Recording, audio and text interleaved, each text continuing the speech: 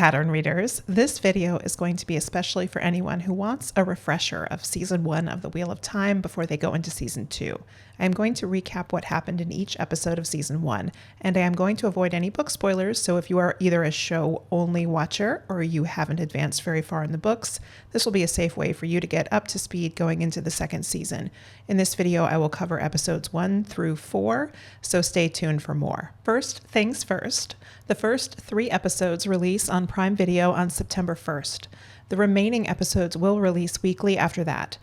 As for release time, if you go onto the Prime Video page for Wheel of Time Season 2, you're probably going to see a local release time. For me, it shows 3 a.m. Eastern Time on September 1st. Now, the Wheel of Time social media accounts will not officially confirm this, so there is some room for doubt. However, this is the most likely scenario. Now let's dive into the Season 1 recap. In episode 1, we meet Moiraine, an Aes Sedai of the Blue Aja, and her warder, Lan. She is on a mission to find the Dragon Reborn, who is prophesied to face the Dark One in the last battle, and either save the world or break it again. Moiraine knows that he or she has been reincarnated from the soul of the last dragon, who broke the world at the end of the previous age. We learn that men who are able to do magic, called channeling, can no longer touch the One Power safely ever since the last dragon faced the Dark One, and the male half of the power became corrupted. Any man who channels will eventually go mad from this corruption and become a danger to everyone around him. Female channelers, if they are powerful enough, can become an Aes Sedai like Moiraine. One of their factions, the Red Aja, is tasked with hunting down men who can channel and cutting them off from touching the One Power, so they are no longer dangerous. Moiraine and Lan go to a remote mountainous region called the Two Rivers, chasing rumors that might lead them to the Dragon Reborn. We meet Nynaeve, who is Wisdom of the Two Rivers, head of the Women's Circle, and a healer. Egwene, whose parents run the Winespring Inn in the village, has the potential to become Nynaeve's apprentice. Nynaeve can do something she calls listening to the wind, and she believes Egwene can too. But being a Wisdom would mean never marrying, news which is pretty upsetting to Egwene's boyfriend Rand, who lives up mountain with his father and tends sheep.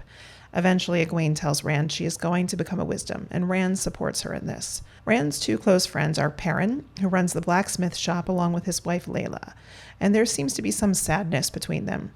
And Mat, who seems pretty down on his luck. Mat's family seems poor, and his parents feckless and neglectful. He seems to be the only one looking out for his 2 younger sisters. Mat also has an encounter with a traveling, whistling peddler named Padan Fain, who he calls a right bastard.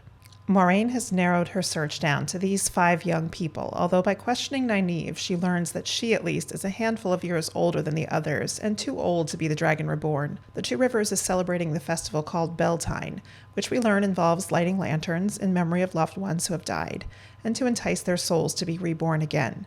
But during the festivities, enormous half-human, half-animal monsters, or shadow spawn, called Trollocs, attack. Mat panics when he can't find his sisters, and eventually finds them and helps them hide.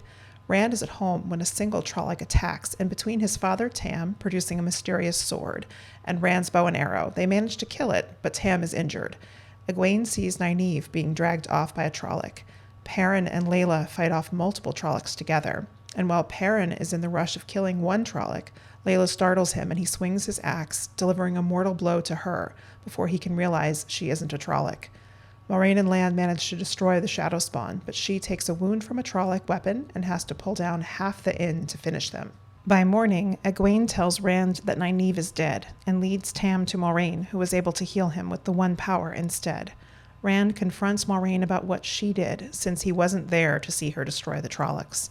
She tells him and his friends that the Trollocs came there for them, because one of them is the Dragon Reborn. As they see a larger army of Trollocs coming, she convinces them that the only way to protect their loved ones is to leave the Two Rivers with her immediately, and they do. In episode 2, we are introduced to a private army of men who call themselves the Children of the Light, though to others they are called White Cloaks. They hate women who can channel and will viciously kill them if they are able. Meanwhile, Shadowspawn pursue Moiraine, Lan, and the others as they leave the Two Rivers. They reach the Tarn ferry and convince the ferrymen to take them across, not a moment too soon. We see that the Trollocs are led by something even more sinister, called a Fade, as they amass on the opposite side of the river, as Trollocs cannot abide deep water. The ferryman in a panic wants to go back for his son, but Moiraine and Lan sink the ferry so he won't be able to give the Shadowspawn an easy way to follow them. Master Hightower foolishly jumps in after the sinking ferry and drowns. Moiraine is exhausted and still has a wound from a Trolloc because she can only heal others. Mat, Egwene, Perrin, and Rand argue about whether Moiraine could be right that one of them is the Dragon Reborn, and if she can be trusted. Although Moiraine cuts them off to tell them to sleep, she wakes Egwene for a private talk. Egwene accuses Moiraine of having killed the ferryman, and Moiraine sets her straight, explaining that Aes Sedai take oaths bound by magic that they cannot break, to speak no word that is not true, to make no weapon with which one person may kill another, and never to use the one power as a weapon, except as a last defense of her life or the life of her warder or another Aes Sedai. Moiraine tells Egwene that she too can channel, and leads her to touch the one power for the first time. Egwene tries to seek comfort in Rand, but he pulls away, and she goes to sit by the fire with Perrin. We see he has a leg wound that he hides from her. Rand has a disturbing dream in which he pulls a bat out of his mouth and sees a man with eyes like embers. When he wakes, he sees real dead bats on the ground and learns the others had the same dream. He becomes furious when Moiraine will not explain the dream or what will happen when they get to the White Tower. Rand shouts insultingly at Moiraine and Lan, and she rides off, leaving them behind. Egwene and Rand fight over the way he spoke to Moiraine when she has been wearing herself out to protect them. Mat steps in to heal the breach, and the four of them follow. We see that Lan had lingered behind Moiraine to make sure they did. The group runs into a party of white cloaks. Lan hides Moraine's ring, and she tells them not to mention Aes Sedai if asked. She is a lady from a fallen house. They are led by a man called Jeffrey Bornhold, who questions Moiraine gently. But then another man steps in, one of the questioners, who we recognize as Child Valda, the man who killed an Aes Sedai at the beginning of the episode. He touches Moiraine and reveals her wound, which forces her to admit that it was a Trolloc who injured her. Bornhold goes so far as to advise her to find an Aes Sedai to heal her wound before the White Cloaks depart, splitting into two groups, led by Bornhold and Valda. On the move again, Egwene confronts Moiraine about the things she said to the White Cloaks, and Moiraine explains that she did not lie. No word she spoke was untrue, but she did manage to obscure the whole truth and mislead the White Cloaks through careful choice of her words. Mat leads his friends in singing a song called Weep for Manetheren. This prompts Moiraine to explain some of their history, which they never knew. People from the Two Rivers are descended from a place called Manetheren, and a people who fought to the last man and woman to defend their home and children against the Dark One's army. Egwene and Rand finally talk, and the anger between them starts to melt. Perrin has a strange encounter with some wolves, one of which gently licks his leg wound before they run away. A fade appears when the group is asleep, and Lan is forced to carry a greatly weakened Moiraine and make the decision to lead them to the cursed city of Shadar Logoth, a place Moiraine previously told him was too dangerous. When they reach the walls, they do find that the Shadow Spawn do not follow them in the eerily silent and empty city. They take shelter in one of the more intact buildings. Lan explains that when it was a thriving city, the people promised aid to the people of Manetheren and then abandoned them to die, and it is believed the city destroyed itself with evil. He then only tells them not to touch anything before returning his entire focus to an unconscious Moiraine. Rand immediately goes to look out over the city, followed by Egwene, and they link hands. Mat returns a dagger to Perrin that Layla made and offers him some words of comfort. At night, when the group is resting, we hear a whistle and then a horse whinnying. Mat goes to investigate, and when drawn by a moving shadow, he finds a dagger with a ruby in its hilt. He picks it up to look at it and then hears the sound of a dying horse. He runs back and sees that the horse is being consumed by a creeping shadow until it turns to dust. The others have been drawn as well, but the shadows move between them, and they are forced to split and run to escape the city. Rand and Mat make it out together on one side. Perrin and Egwene jump from a wall into a river. Both pairs cross the river separately and do not see or hear each other. Lan makes it out with Moiraine and their horses. While Lan is distracted, he is overtaken by a vengeful and very much alive Nynaeve with a knife, demanding to be taken to her friends. In episode 3, we flash back to see how Nynaeve survived the Trollocs by running, hiding in her sacred ritual pool, and then stabbing one with its own knife. In the present, Nynaeve has a knife on Lan, and he admits he lost her friends and tries to convince her that healing Moiraine will be her only chance of finding them again. He seems highly impressed when she actually tries to stab him. Rand and Mat make their way up into the mountains, Mat having to convince Rand that Egwene would continue on to Tarvalon, so they should too. Perrin and Egwene are on a grassy plain, followed by the sound of wolves.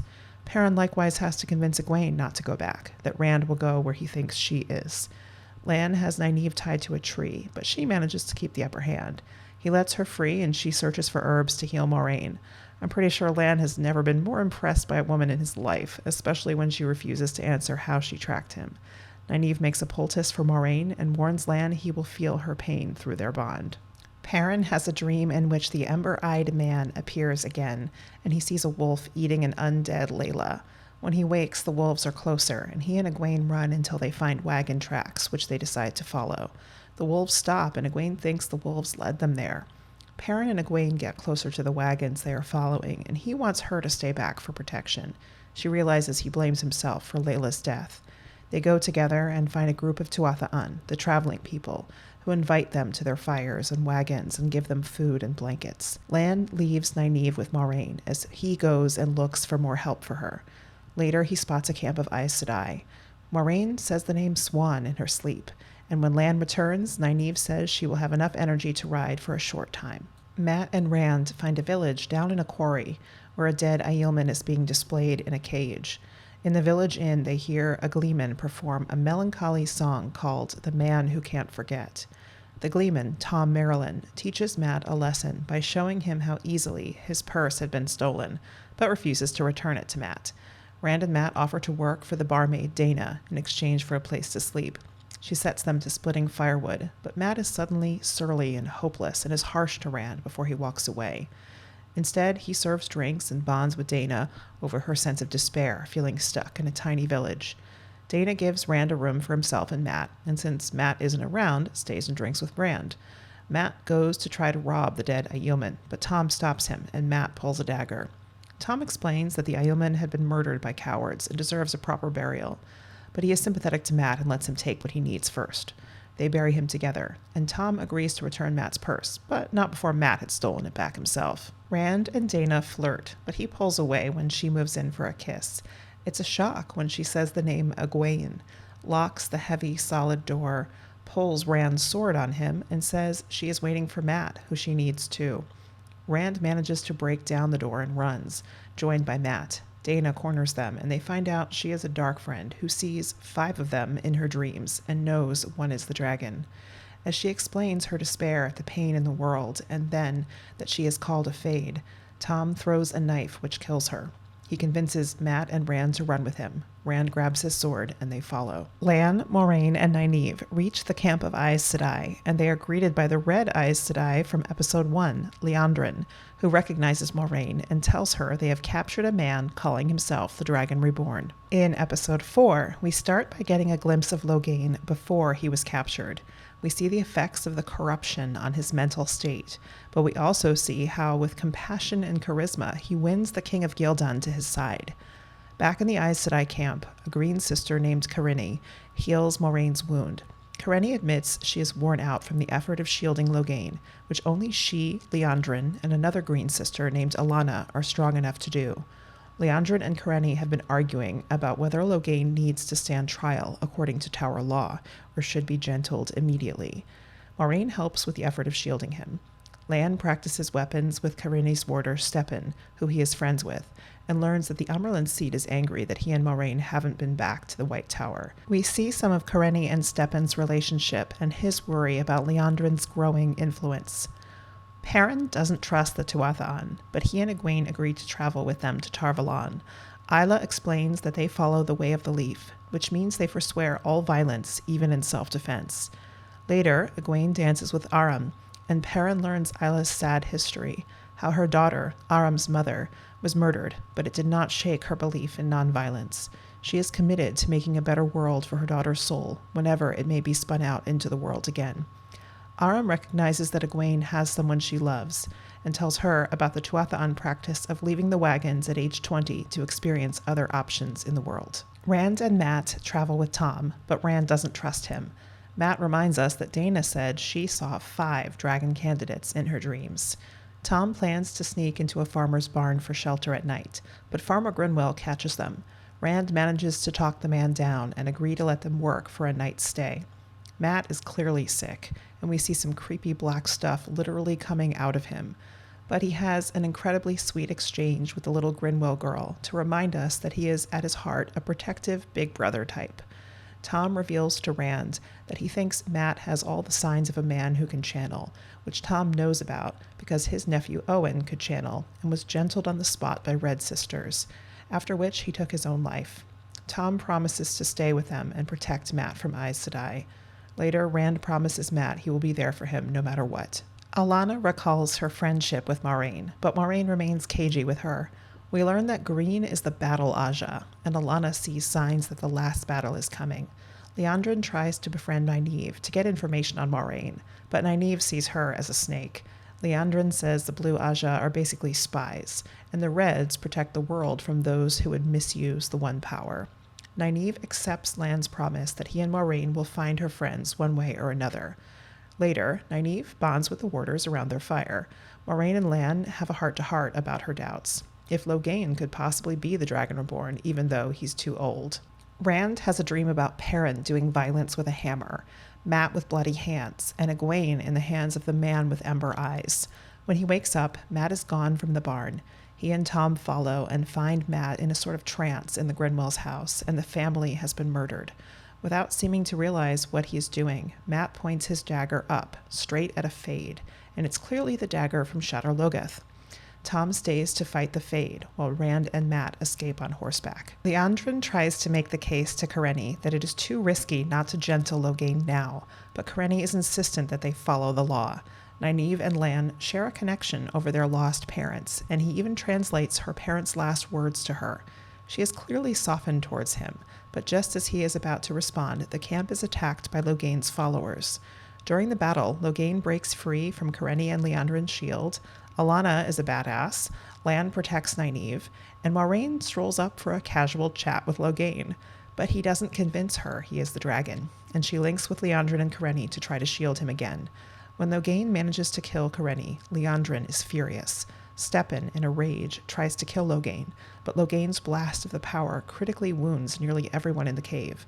Nynaeve sees a nearly dead Lan, and in a blazing burst of the One Power, heals everyone. Logain is so stunned by her power that he stops, and Liandrin seizes the opportunity to link with her remaining sisters and gentle him. Logain has been cut off from touching the One Power permanently, and we can see his devastation already as all eyes turn to Nynaeve. Thank you for watching this recap of the first half of The Wheel of Time Season 1. I hope you will share this video and subscribe for the second half of the recap and, of course, more Wheel of Time content. Until then, gird your loins, my friends.